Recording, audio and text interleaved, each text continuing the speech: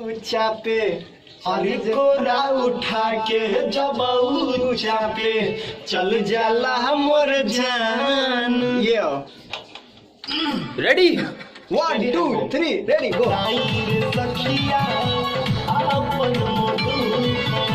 अरे कोरा उठा के जब ऊंचा पे चल जाला मोर जान।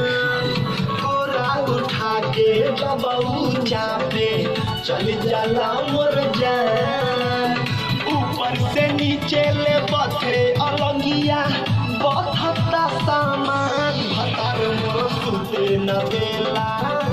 सवाद सखी रात भर लेला भतार मोर सुते न बेला। सवाद सखी रात भर लेला।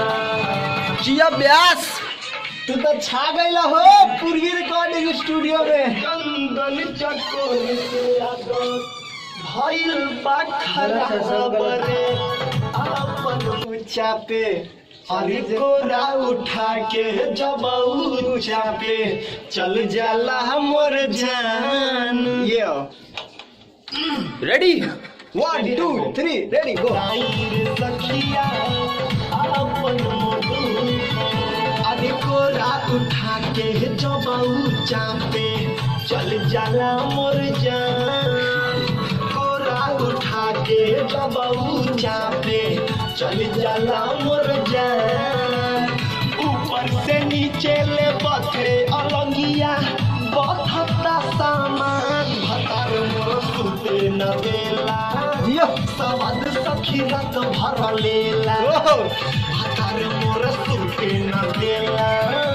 सवाद सखी रात भर लेला। जिया ब्यास तू तो छा गईला हो पूर्वी रिकॉर्डिंग स्टूडियो में। कंदन चकोर से आदत भइल बा खराब रे अपन गलत है, सब गलत है, लय भी गलत है। कोरा में थोड़ा गड़बड़ हुई ना। बीच वाला सब गलत है। हरे कोरा पूरा गलत है। हाँ से हमें नहीं किया पूरा। कोरा में थोड़ी सी गड़बड़ है। आ जाओ बेटा आ जाओ। सखिया अपन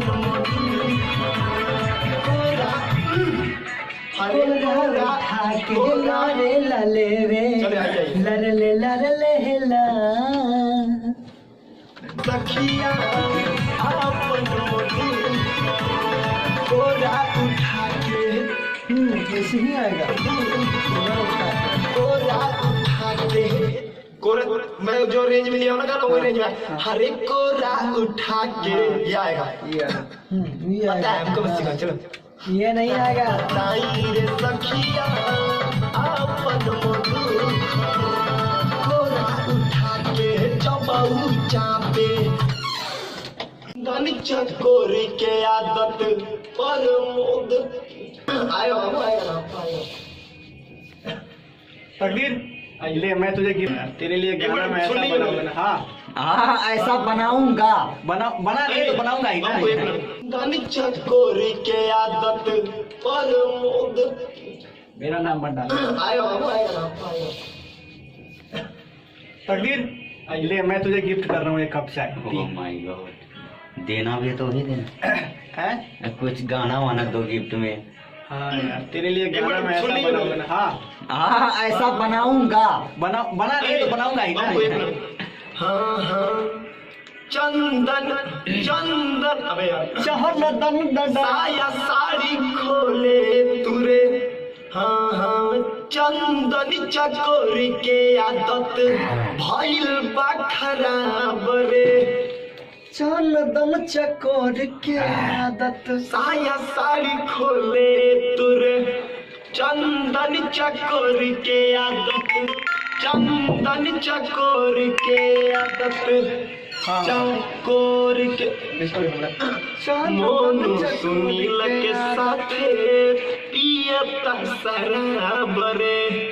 चंदन चकोर के आदत चंदन चकोर के आदत भइल बा खराब रे। हाँ आइए आओ।